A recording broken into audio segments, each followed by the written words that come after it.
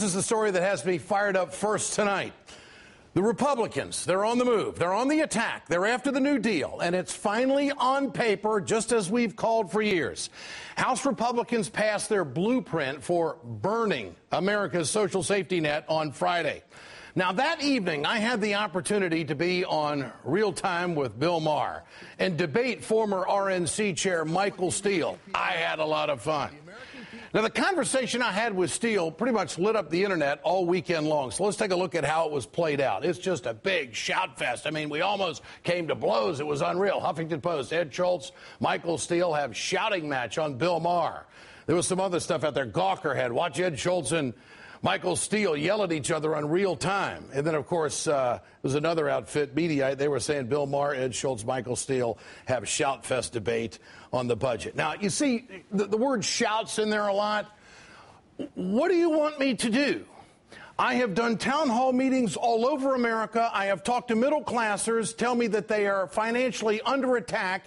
And here comes the final blueprint from the Republicans via Paul Ryan that, yes, they are going after Medicare, Medicaid, and Social Security. How can you not get cranked up if you believe in the institutions that made this country great? Let me show you what the websites missed. Steele gave this, I thought, amazing answer on Paul Ryan's plan to turn Medicare into a voucher program. Take a look.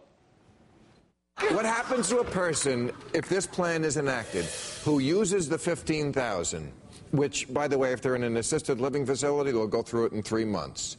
You know, what happens to them? What do they do when they use up the $15,000 by this time of the year? They get inferior care. What happens for the rest of the year? What happens to them? They're SOL. What happens? I'm just asking. We don't know yet because... That's right. We don't know. All right. Here's the thing. Look, seriously, can we just have an intelligent conversation without all the noise for a second? This is just the beginning of a framework. Just as people disagree with parts of what the president has put on the table. A voucher program. I've listened to you. Okay, now it's my turn. Okay, a voucher program is privatization. A voucher program is going to cheat people in the latter part of their... It will. The care won't be the same. What proof do you have? What evidence do you have to say that? You go to a doctor right now, when you're on Medicare, it's paid for no matter what the treatment is. Under your plan, that will not happen. And I am saying something... How do you know that? How do you know that? It's in your plan. How do you know that? A voucher program will not... Does it say in the plan it will not? Well, it's a number, So you're saying... I'm going to get this on record. You're saying that a voucher program is better than Medicare? It's a number. Are you willing to say that? I'm willing to say this if we're going to give it a try and make all the right parameters. No, we're in it. Absolutely. We're in absolute territory. Okay. Well, Mr. Steele, first, the former head of the RNC, first, he doesn't know, but he wants to have an intelligent conversation. And then secondly, we just have to give it a try. Oh, what the hell? Let's just wing it. What do you say we just wing it with this health care thing? I don't care what any website has to say. What Republicans... When they spit that kind of garbage out, Democrats have every right to fight for protecting the institutions that made this country great. Now, in fairness, we invited Mr. Steele to come on the program tonight. He had some other things happening, but he did agree to come on this program on Thursday night. I don't think you're going to want to miss it. The former RNC chair is going to have a lot to defend if I have anything to say on my own program. So far this year, let's take a good look at this. Republicans, well... They have attacked what? Public pensions, public education, collective bargaining unions, Medicare, Medicaid, Social Security, and the entire social net has been on the table. Why? Because they want more tax cuts. Now, I've spoken with thousands of working Americans who want the Democrats to fight back against the attack on the pocketbooks. Now, the middle class is sick of the Republicans steamrolling in the debate. And I think they're just screaming out for justice. Somebody's got to stand up and say something loud like I did the other night. This is no time to play nice with conservatives the way they're playing with the numbers. When it comes to protecting Medicare for the American people, as Democrats, we have to fight hard. But you know what?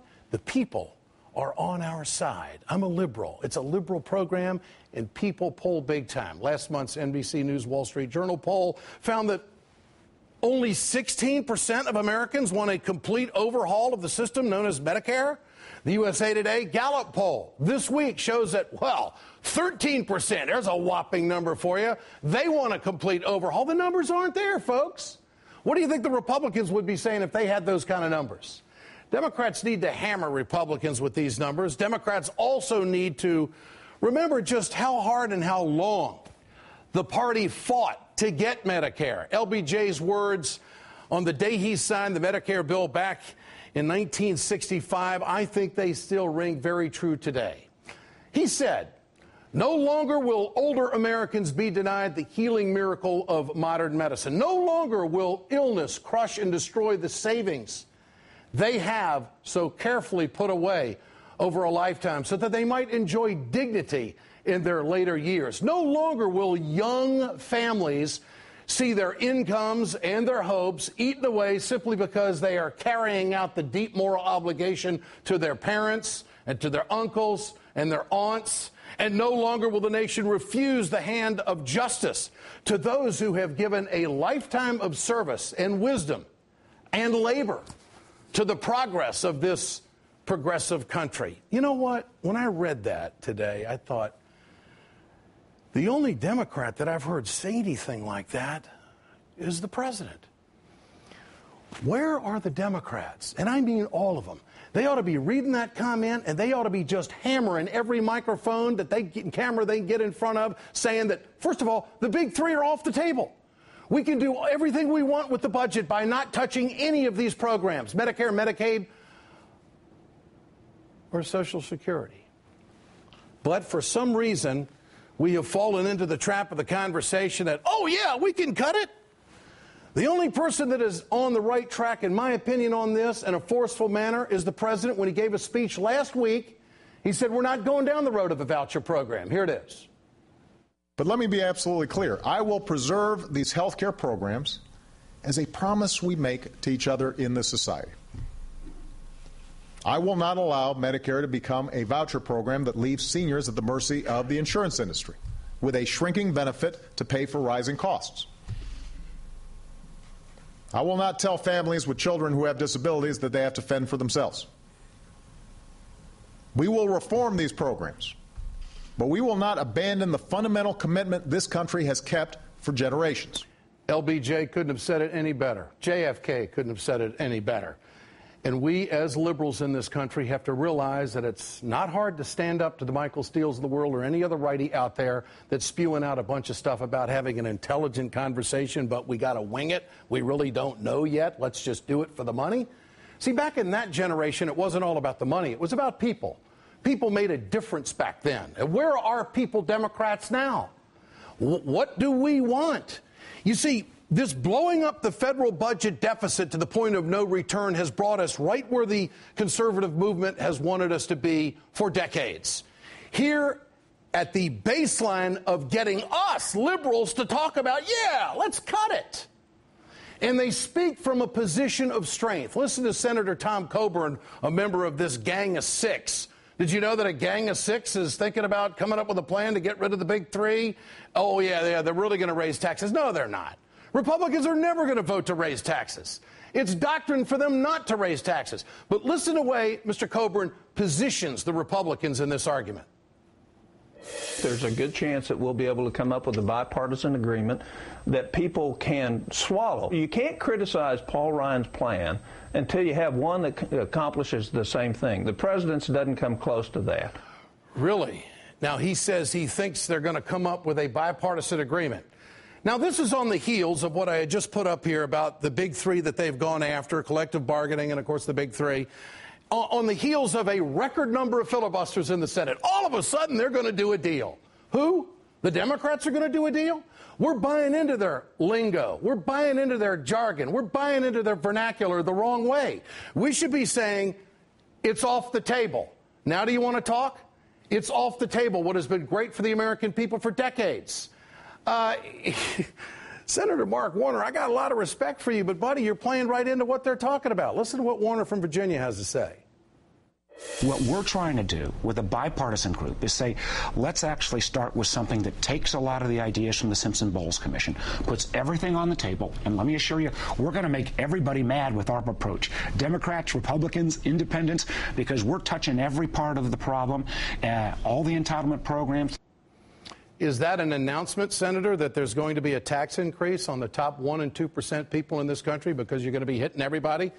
Is the mission for senators in Washington to make sure that people get mad at you and it's a big fun game? Hell no. This is about doing it for the people. And there is no poll out there that says that this is what the people want, the erosion of these institutions that have supported middle-class families. Folks, do you realize what a voucher is? A voucher means that you're not going to get anywhere near the care. Your mom and dad, they're not going to get anywhere near the care that your grandparents had if this goes through. That you, the young folks of America, are going to be fencing for yourselves late in life. And you know what? This program works. It's the Republicans who want to tear it down. Of course, they want to run everything. Let's see how it worked out there last year when Bush was in office in 2008. We spent $2.3 trillion on health care in 2008, the last year that they had the Oval Office.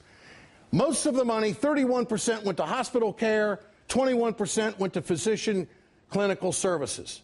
Where do you think the old folks are in this? Where do you think Medicare and Medicaid is? It's over here, and that's what they want to cut. Why? Well, they want more tax cuts. They want to make sure that they can create more jobs, get more wealth, and get this economy going. It's a red herring. But what grates on me is when a good lefty like me stands up and gets after it. Well, it's a shouting match. You're damn right it's a shouting match. The country ought to be shouting about this. The country ought to be shouting about the fact that there are 6 members of Congress who think they have the answer. They do not have the poll numbers on their side, and they don't have the formula for making a voucher program any better for middle-class families. Middle-class families have been under attack, and the attack is going to continue if the Republicans take control. The good news is for us, they have finally put it on paper, and we know exactly who they are. And when I was in Madison, Wisconsin last week, I saw the tears rolling down the eyes of quite a few Americans, and I was surprised. It was a very moving crowd. So I know that this is just a moment of awareness. I know that this is going to change for the better, not for the Republicans and the rich. Get your cell phones out. I want to know what you think tonight. Tonight's question, will Democrats stop the GOP's push to gut Medicare? Text A for yes. Text B for no to 622-639. Or you can go to our new blog at ed.msnbc.com. We'll bring you the results later on in the show. And later on in the show, we are going to be talking about who's getting all the breaks on this tax day. You won't want to miss that. Joining me now is Robert Reich, former U.S. Labor Secretary under the Clinton administration, is currently the professor of public policy at UC Berkeley's Goldman School of Public Policy and blogs at robertreich.org. And, of course, his latest book, Aftershock, is now available in paperback.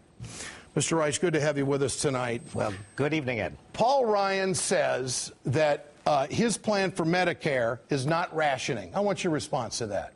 Well, of course it's rationing. I mean, his plan for Medicare actually reduces by about $6,000 to $7,000 per Medicare recipient. And this is what the Congressional Budget Office has said, what they would ordinarily get. I mean, this is a huge rationing program. And then you ask yourself, where do those $6,000 and $7,000 go? Well, they go into the pockets of very wealthy Americans because Paul Ryan is going to reduce the taxes of the super rich. I mean, this is a transfer program from Medicare recipients to the super rich. It's all now down in their blueprint. It is now signed. It's not going to be sealed and delivered because I think the president and Democrats now are going to be able to rally the public against this. Well, that's a big call. You think they are going to rally themselves? I mean, we know where the public is. There's no outcry from the American people to change what has been good for families in this country since 1965, and it took the Democrats 22 years to get it passed in the first place. It was a heavy lift, and it's worked. It's saved lives. It's saved people's bank accounts. But the question now, Mr. Reich, do you think the Democrats have got the intestinal fortitude to beat back this effort? Well, I think they do now, Ed, because they see the polls. I mean, there's nothing like seeing polls to give Democrats or anybody intestinal fortitude. Unfortunately, that's what a lot of politicians need. And they see how unpopular Paul Ryan's plan is. Most of the public wants Medicare. Most of the public wants Social Security. Most of the public understands that these are the foundation stones for our social compact together. What do you make of the Gang of Six? Are they credible? Can they add to the discussion? Or are they going to screw it up? Well, I haven't seen what they come up with, but I hope that Democrats on that so-called Gang of Six don't feel that they've got to go into the so-called center, which is halfway between the goalpost set by Paul Ryan and this goalpost set by Barack Obama. I mean, you know, the center is not simply where the halfway point is between the extreme right and the moderate central, slightly left of center, or you might say Barack Obama is slightly right of center, depending on your point of view. But that's not where the center actually is. The center is where most independents, most Americans, most Democrats are, particularly on the issues of Medicare and Social Security. Left, right, center, blue, green, when you start taking stuff away from the American people, and you see the tax breaks go to the top 2 and the top 1%, and the push of the corporate tax rate to go from 35 to 25, it's going to anger a lot of Americans. I think there's going to be a lot of shouting. I'm going to be on the front lines doing that. And the point is, it's not necessary. You can get control of the long-term budget deficit by cutting corporate welfare, by raising taxes on the super rich, and by getting some control over health care costs. Not Medicare costs, health care costs. Well, get everybody covered. You will bring the cost down. Robert Reich, great to have you with us tonight. Thanks so much. Remember to answer tonight's question there at the bottom of the screen. We want to know what you think. The Republican presidential field is getting pretty crowded, but I know who I want to challenge President Obama for the White House. My endorsement. Hey, maybe I'll turn back to Republican tonight. That isn't going to happen. But if I were, and of course I'm not, but if I were, who would I want?